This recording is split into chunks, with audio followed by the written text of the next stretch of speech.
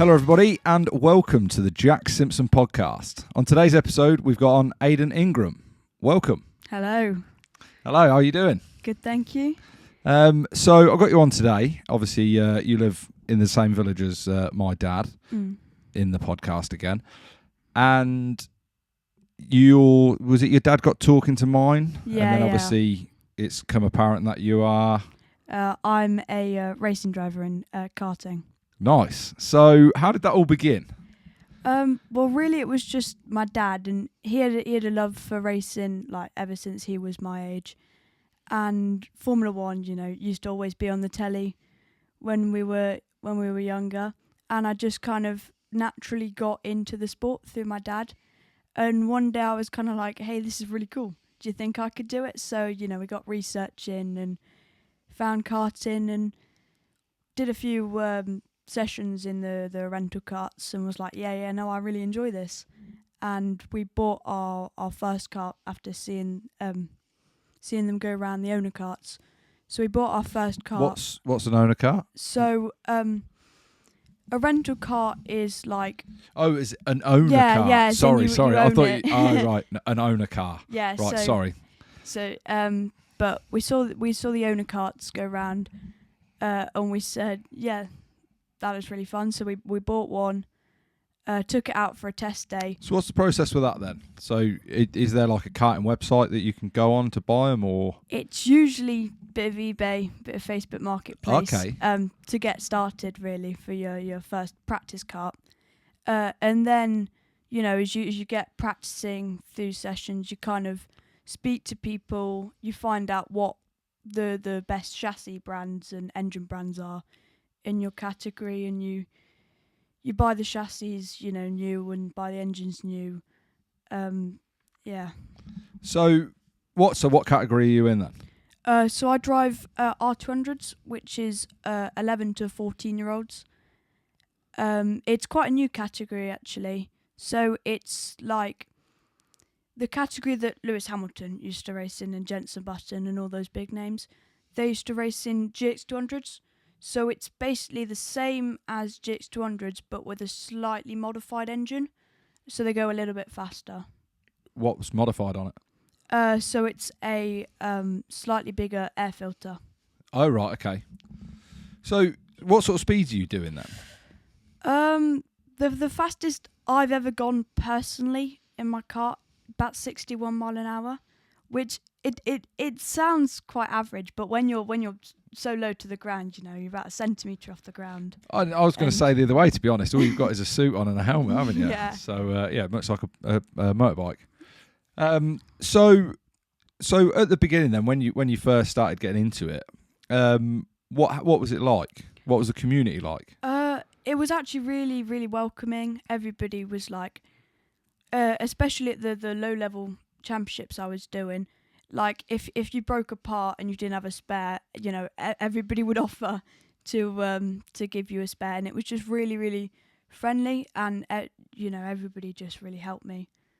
Good. So have you made? I assume you've made friends. Yeah. In the sport. So have you got your best mate in there?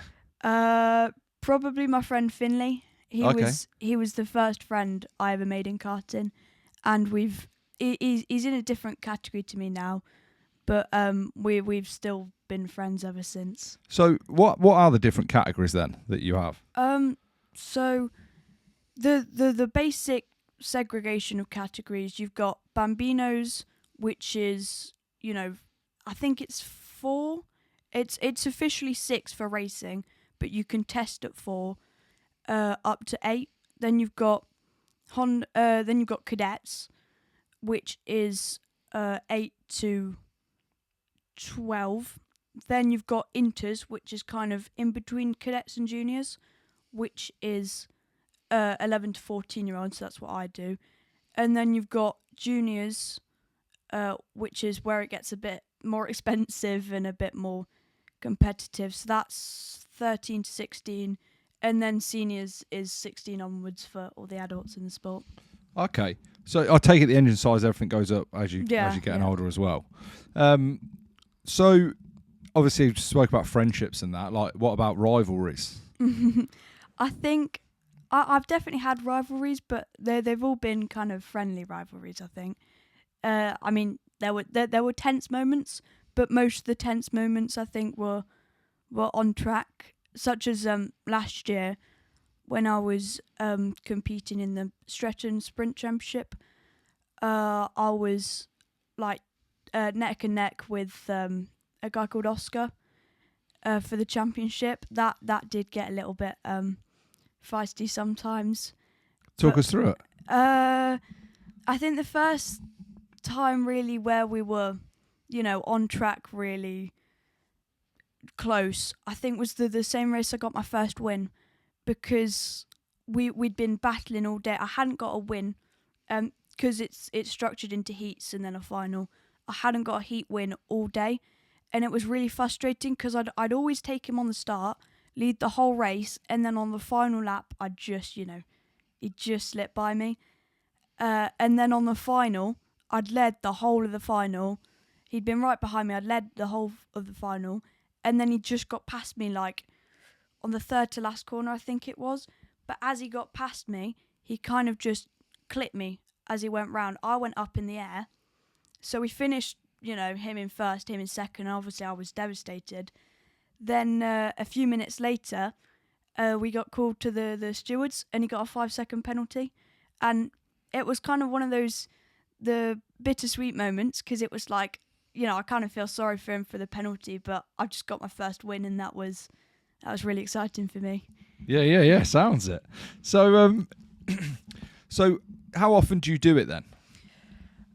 In terms of racing, it's usually once or twice a month, and we try and get testing between every race. Obviously, karting's a lot different to something like football or basketball or something like that, where you're doing it at least once a week, maybe every day. It's not as accessible like that in motorsports, because obviously how expensive it is. It just wouldn't be, ethical to practice every day out on track. So it's usually, 2 or 3 times a month where I actually get out on track. So what about when you're not out on track then? It's usually on the sim. So a lot of people think, oh yeah, it's a game with the steering wheel and pedals on the computer. A lot of people think it's a game, but it's a lot more than a game, because it can teach you so much about like how the track's going to feel when you get there, and how you can set up the kart for that specific track. So it's actually a lot more than a game than what it looks like on the outside. And that's just a really helpful tool for when I can't be out on track in real life. So what's your setup then? It's a very basic setup. Not really that big into my PCs, so we kind of got a company to do that for us. And then we've just got the standard Logitech G29s, and it's not the best setup, but it gets the job done, and I can really learn how the kart handles around different tracks before actually going there. So how close is it to the real thing? It depends how much you want to spend, really. I think if you want to go all in, unlimited money, you can get pretty much exactly the same to the real thing. Blimey.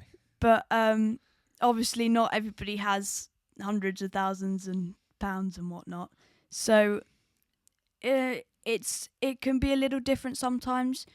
Sometimes the track model, especially the curbs usually, I find the curbs on a lot of tracks on the sim aren't quite the same as real life. So it depends. In what way?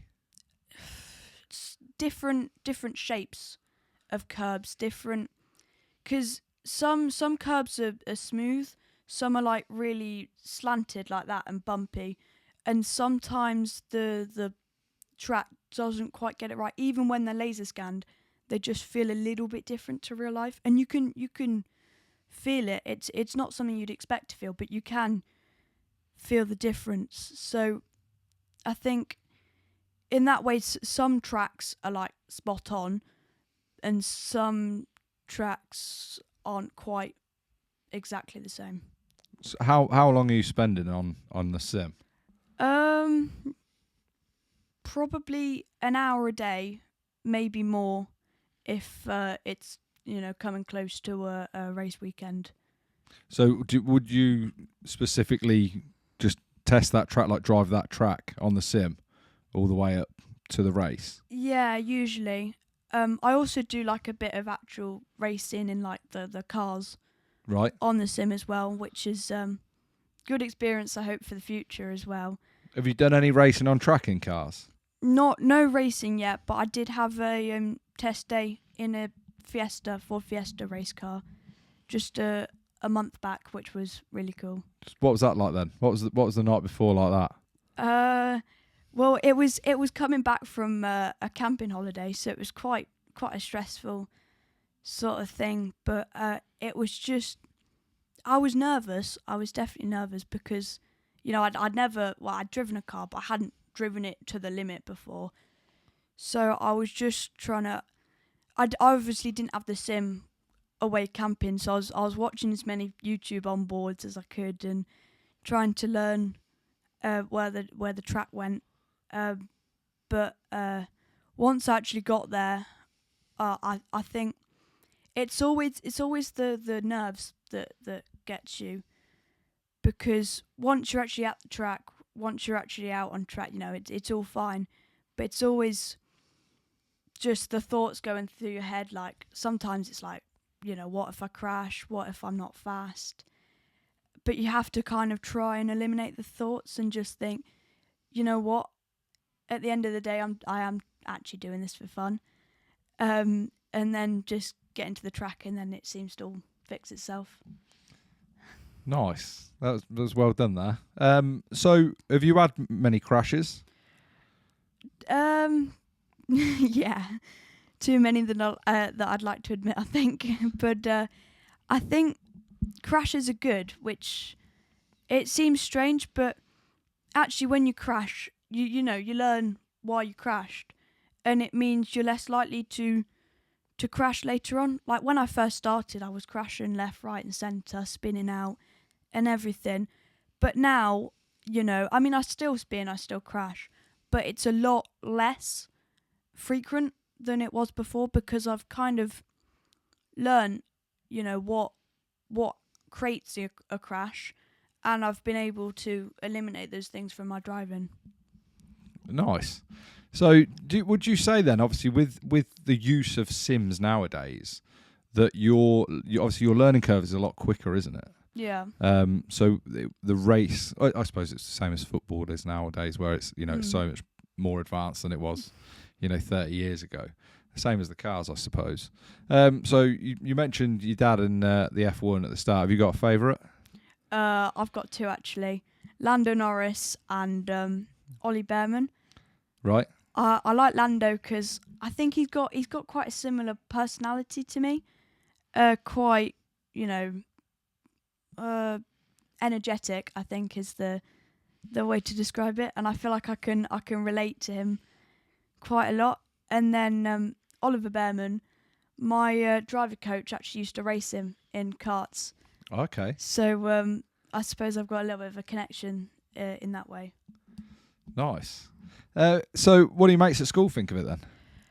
I think sometimes I think they think it's cool, but sometimes they kind of like directly link it to F1, but really it's so much different, because obviously football is football. If you do football, that's your thing. It's football. But if you do racing, it's a lot different, because there are so many different categories and subcategories that you can do. And, racing isn't just F1. There's like so much more to it. Like there's endurance racing, there's touring car racing, and obviously karting. And I think a lot of them kind of instantly associate it with F1, but actually racing is so much more than just that. Okay, now you've put me in my place. So who's your favourite driver then? Who's my favourite driver? Probably Tom Ingram, actually. Not just because of the surname, but I think he's really. I've met him in real life, and he's really, really friendly and really easy to talk to, and he's really nice. Have you got any advice off of the drivers when you've met them? Yeah. I've had some good advice. A lot about like controlling your emotions on track, that kind of stuff. Because I do struggle with that a little bit sometimes. In what way? Like if I get overtaken, sometimes I can kind of lose it a bit and get really angry at myself. So I've just kind of been trying to take that away and like focus instead of like focusing on the past, focusing on the present, focus on how I'm driving. Yep. Rather than getting angry at myself for leaving the door open or whatever. Yeah, definitely. You got to look forward, never look back. That's what rearview mirrors are for. So you said about the heats, how it works with the heats, and then you have the final. So how many karts are on track at any one time?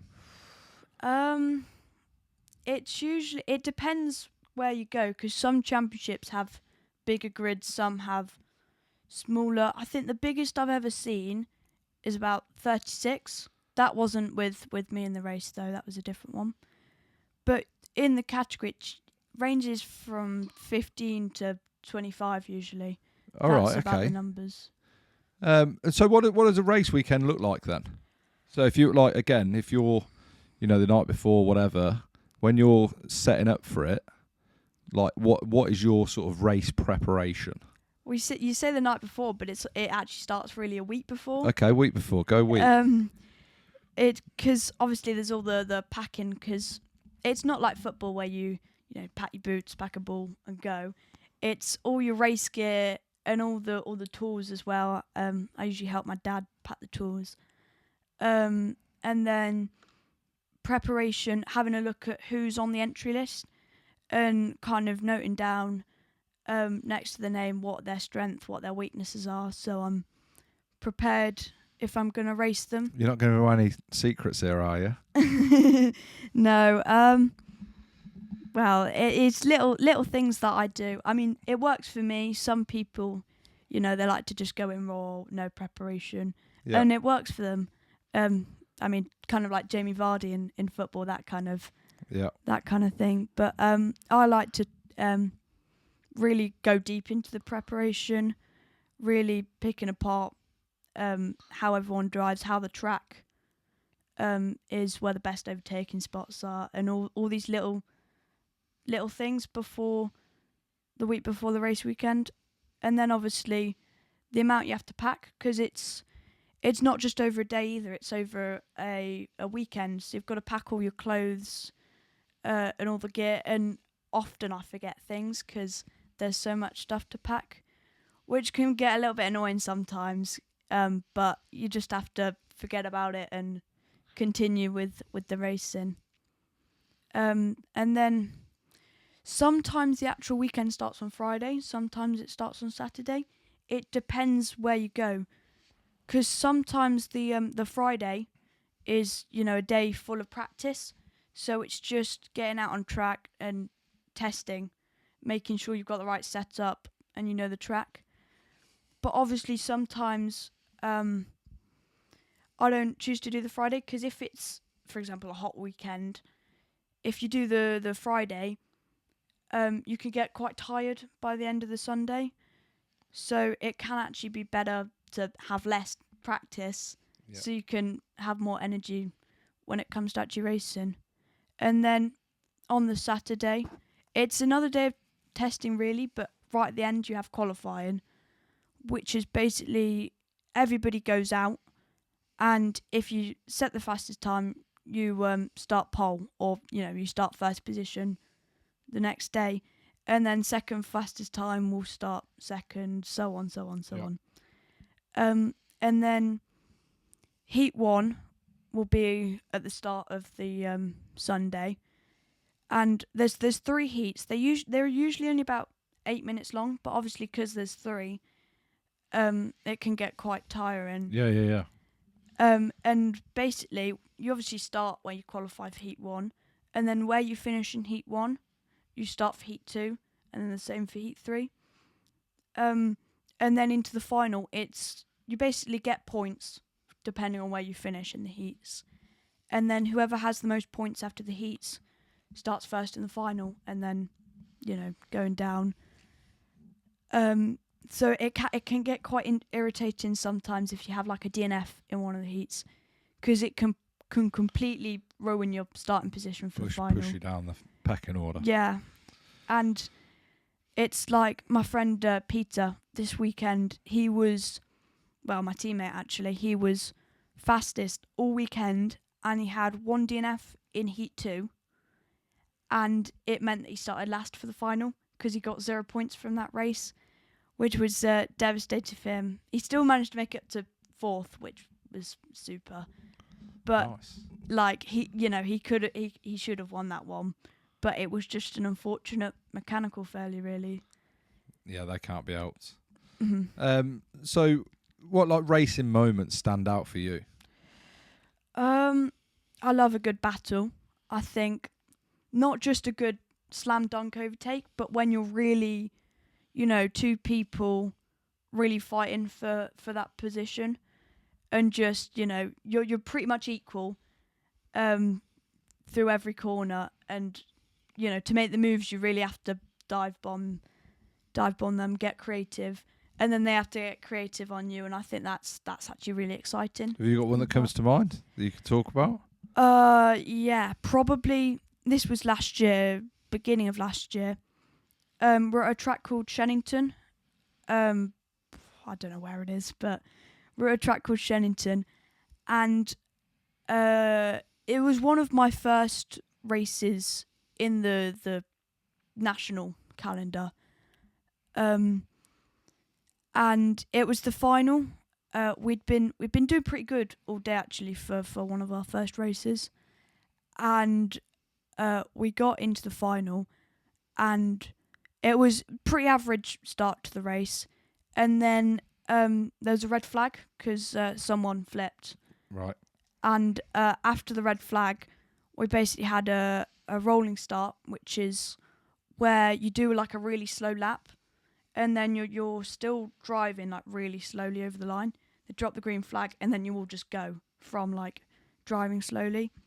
So we had a rolling start, and I got caught in a battle. Was it 5? Yeah, it was 5 people, but most notably Ben, my friend.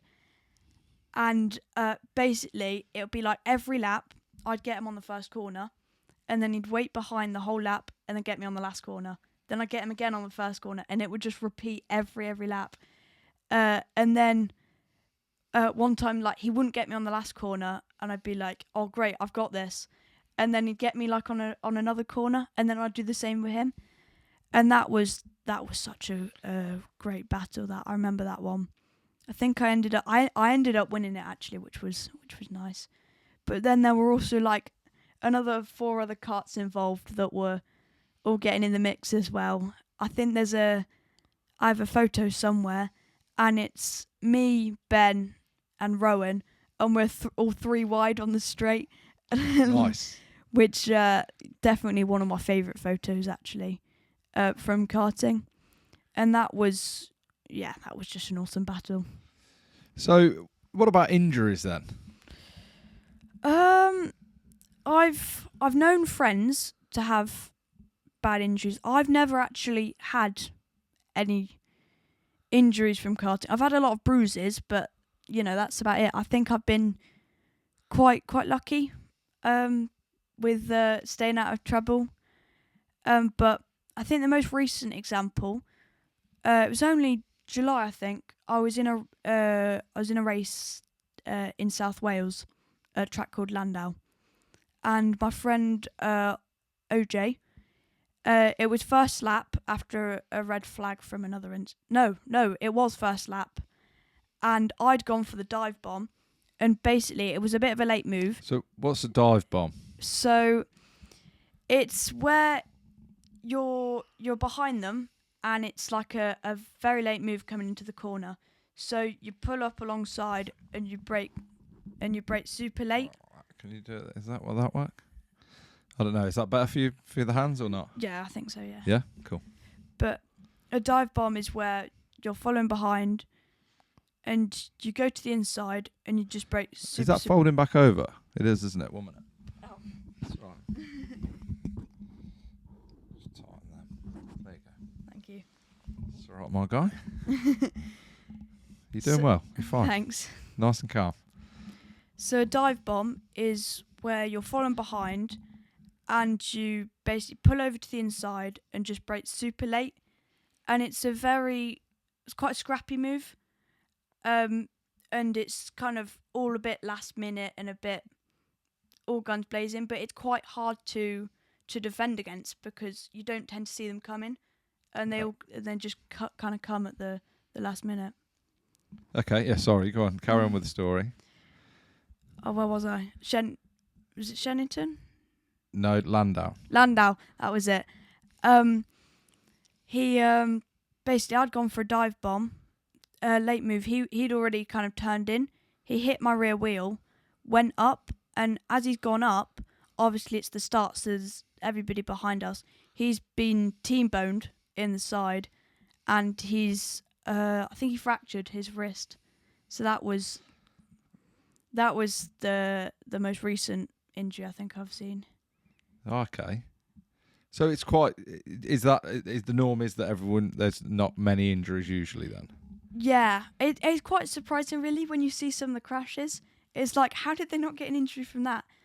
But there are some big crashes, but I think the safety's come so far that actually, that injuries are quite uncommon in karting, which is quite surprising really. Yeah, I suppose obviously it's the same. I know you keep saying obviously about F1, everyone just refers F1, but yeah. Again, it's because that is the biggest sport, isn't it? Yeah. If you say to anyone like name 6 drivers, they're more likely to name 6 F1 drivers or 5 F1 drivers than one touring car or whatever. But yeah, it's I mean the competitiveness and that. How do you find your competitiveness within you, like in other areas now? Do you feel like you're more competitive because of karting? Oh yeah, definitely. I think, whether it's like getting to the front of the lunch queue or like being in bed earlier than my brother or something like that. It's always, for me, it's always a battle to be better than the next person. I think it's good. It's good sometimes, but sometimes obviously it can be a bit. It can get in the way a bit. But it's like I always have to be better. I was at the podium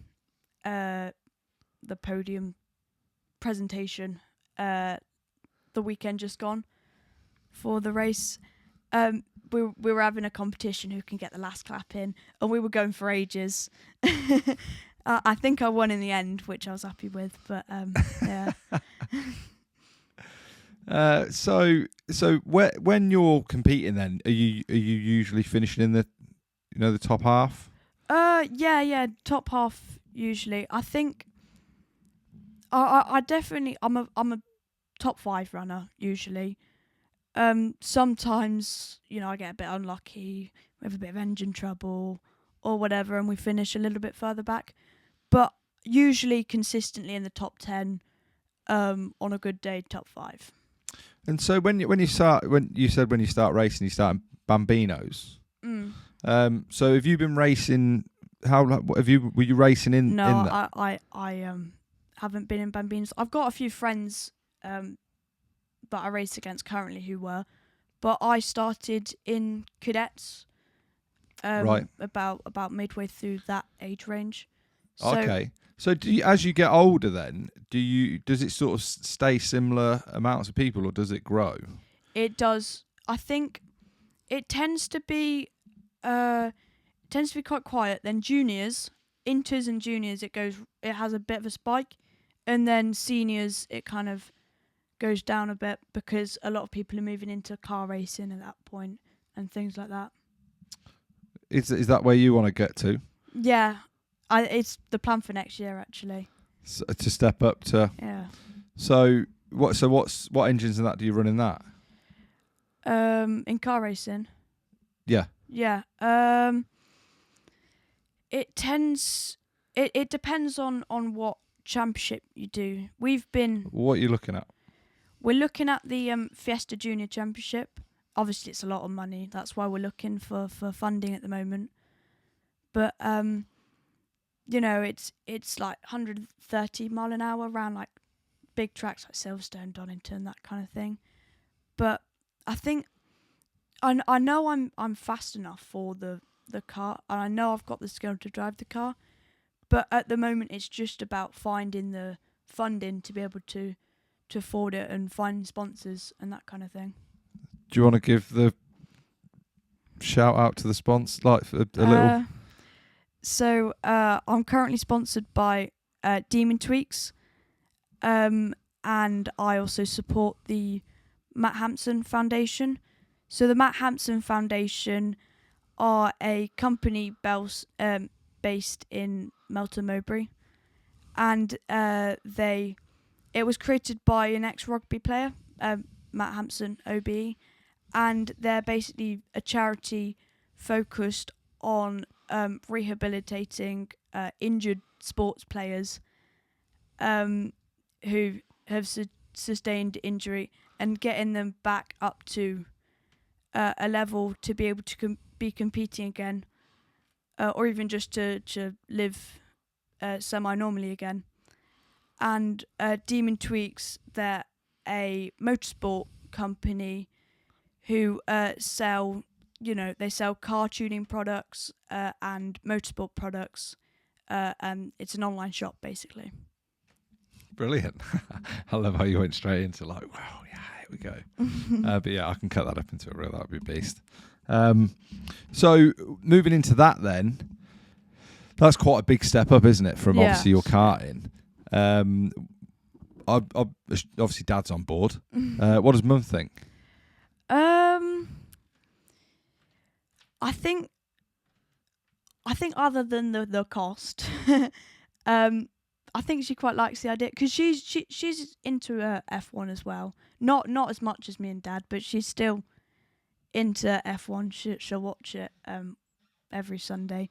So I think she quite likes the racing. She doesn't usually come along because she has to look after my brother, who's not into that at all. How old's brother? He's 9 years old. Right, okay. Is he 9? No, he's 10. He's 10 years old. Sorry. But she usually looks after my brother when we're away racing. So she doesn't see it that often unless it's being live streamed. Then she'll usually watch it on YouTube. But I think she quite likes the idea of going into cars. Yeah. No, it's mad. Obviously, because you're 13. Yeah, 13. So obviously next year, if you're going into that as 14, obviously you're going to be racing cars, whereas it's not even a thought process for the the average 14-year-old to. Obviously, they're looking towards driving at 17, but yeah, to be able to be racing them at 14. Let's just hope you pass your test first time, eh? Yeah. Yeah, don't pick up any bad habits, I suppose. So, looking to the future then, where do you see yourself? I'd love to be an F1 driver, but it's so competitive to get to that level of racing because it's only 20 in the world, and I reckon I've got the talent to become a Formula 1 driver. It's just the finding the opportunities, finding the funding, and just having the contacts. I think that's that's the thing I'd have to get to become a Formula 1 driver. So I think looking down the category, I think if we're doing Fiesta Juniors next year, a lot of the teams have got connections with, I mentioned touring cars earlier, but like British touring cars. Try and turn this towards your face rather than side sorry. on. That's all right. But a lot of the Fiesta Junior teams have got contacts with like British touring cars teams and like GT challenges with the McLarens and Aston Martins. So I suppose I'd really like to do something like that, and maybe like the World Endurance Championship as well, things like that. Yeah. So with your races, then, sorry, I'm jumping about a bit. With your races, did you say they're 8 minutes? Yeah. So the heats, 3 heats, 8 minutes plus a lap, and then the final is 12 minutes plus a lap. And that it's the same across the board every circuit. Yeah, usually. Some circuits will only have 2 heats if they've got lots of categories running. Some circuits may have slightly longer finals. It changes sometimes, but usually in like a championship, it will stay the same throughout the whole championship. But it's there or thereabouts usually. So you say that you've got the talent to be an F1 driver. What do you think is going to hold you back then? I think just the money. I think it costs so much. Just in the junior categories, it's about 10 million to race in Formula 3, which is just ridiculous money. Okay. So we need a backup. Yeah. Okay. If I ever get anywhere, I'll give you some. Definitely. Yeah, but it's just ridiculous money to get to that level of sport, and that's why I think that the best driver ever to exist in the world has never even stepped foot in a kart, because I think it's not like football where you can buy a football for say £50 maybe and boots for £100. Yeah. There's so many costs, and not the obvious ones either, like the little hidden costs as well that you don't really think about when you get into the sport. Yeah. I know. I don't like that you keep referencing football either, because that's like the love of mine still. Right by the age of 36. No, that's fine. I like football as well. So who do you support? Don't laugh, Cambridge United. Okay, no, that's fine. Nothing wrong with that. I'm a Liverpool man. Yeah. Most of my family's from up that way, which Liverpool people won't say, but yeah. So on a weekend, so where do you know where you're travelling in the country? Like, are you doing like Scotland? I know you mentioned Wales earlier, so you're going as far as Scotland. I haven't. There are a few tracks in Scotland. I haven't been to any of them yet, but I've. I mean, the last race was 4 hours away. The race before that was also 4 hours away, and then the race before that was actually also 4 hours away. So I'm getting around a bit to different places in the country. But yeah, I think the furthest I haven't really gone beyond 4 hours, I think, for a race. So when you're 4 hours away, then what are you hoteling, camping? Hoteling. Yeah. Love it. So what are you doing outside? So if the race is 8 minutes thing, like obviously you race prep up to it, but like when you wake up in the morning, when it's like what does breakfast look like on race morning? I like to say quite healthy. Well, I hope. But it's usually a hotel breakfast just because of how easily accessible it is. But it'll usually be, something like the fruit and the yogurt that you kind of get. Maybe a few sausages just because I can. Why not? And things like that. But it's usually quite heavy in carbs, heavy in fibre, that kind of thing. Okay. And then, so when are the race meets usually a similar time?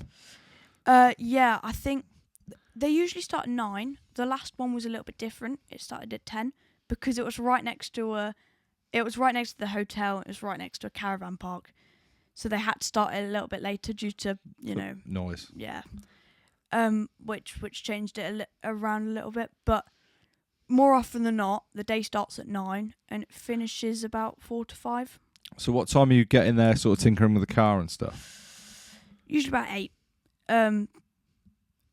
Even that the weekend where it started at 10. Sorry, it's usually about 8 o'clock.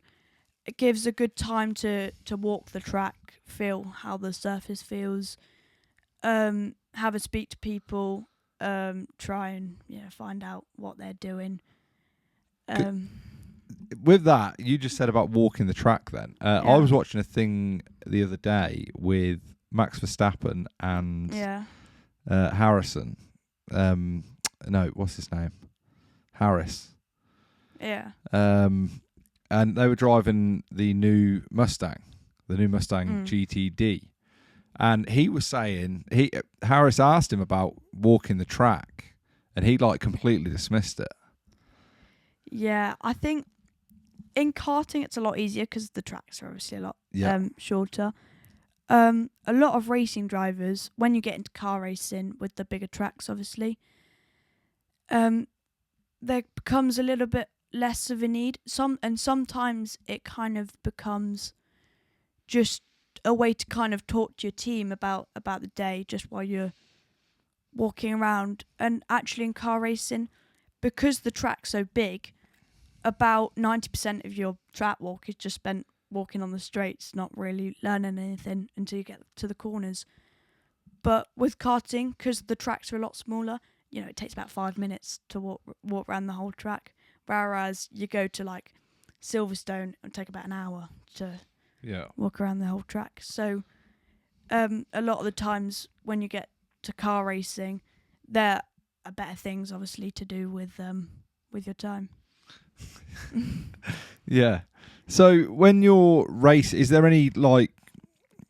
Obviously, it's not pit stops or anything like that. No. Is there? So you just the 8 minutes are in. No. So what if you do have a problem on track? Is that you just DNF? Yeah, pretty much. I mean, unless it's something where you can go into the pits and Dad comes with a cable tie or a bit of duct tape or something like that. If it's something like that, you'll probably be able to get back out maybe and last. But if it's a big issue, usually that's just your race over. Have you had races where you've been, let's say, heat 1 and the kart's done? When you say done, like you didn't race for the rest of that weekend? No, actually, I've yet to experience that. I know a lot of people who've had a proper write-off, but the amount of spares we actually bring to a weekend, I think the worst I've ever had is I had to miss the next heat, and but then I was out for the race after that. Yeah. So I think, and also because karts are so simple to take apart and build, a lot of the fixes are quite easy fixes. So it's usually a case of in between races, you've usually got enough time to fix it. I mean, I used to, when I was out in the Falklands with the army, we had a go-kart track out there on the airfield. And I had the lap record for that. Everyone. While it was, and then they were soon to get rid of the karts because we restructured it. I say we. I had. Did I help with the track move? I can't remember whether I helped move stuff. A lot of years have passed since this time. But yeah, the track got moved. Like they reshaped it. So that we all went out and were trying to get the fastest lap time, and I got it. But yeah, like you say about the simplicity of the karts, because we'd fix them, like we'd have lads come up, they'd book in with us and that, and we'd be on like marsh, we'd do all the bits and bobs. But yeah, we weren't. It was it wasn't a race. Well, obviously there was, but then there was the competitiveness amongst us. Like no one obviously wanted to lose, but not on your caliber. So when you're racing, next year when you're racing your cars, could you be up against how old? 16 usually. So right, okay. So you're still within sort of around your age, isn't that? That's fine. It's not something I know a lot about, to be fair, like the car world. So once you've gone from that, then, or even in the cars next year, could you stay karting next year? I could, yeah. You could stay if karting. I wanted to, yeah. But you want to go into the car. Yeah. And then is there avenues from there onwards? Like, could you be 14 and racing, I don't know. Like, what's the highest level you could race at next year? If you were bee's knees, probably the Ginetta Junior Championship, which is Ginetta. They basically make GT cars the same caliber as like McLaren, Aston Martin, just a lot smaller of a brand. But obviously it's not as fast as those cars. It's the junior version. So it's GT5, which is like 2 steps down from those kind of cars. But that's probably like, if you had all the money in the world, all the talent in the world, that's probably what you'd go to. But that's, upwards of about 50 grand a year. Right. Crazy numbers like that. Yeah. No, yeah. When you said earlier about the best driver was probably never raced. Yeah. I say that often about quite a lot of sports. Like when you see it, and I'm like, yeah, but that's probably not the best person. Yeah.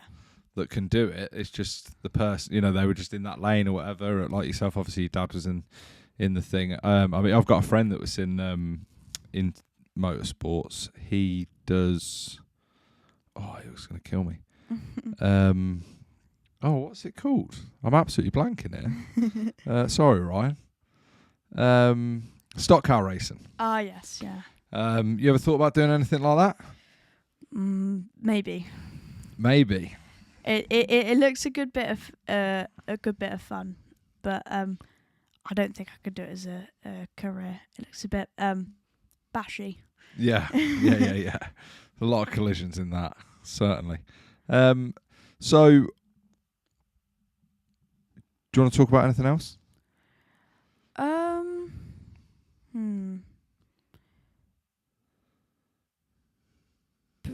Not what I can think of off the top of my head, really. No battles, no.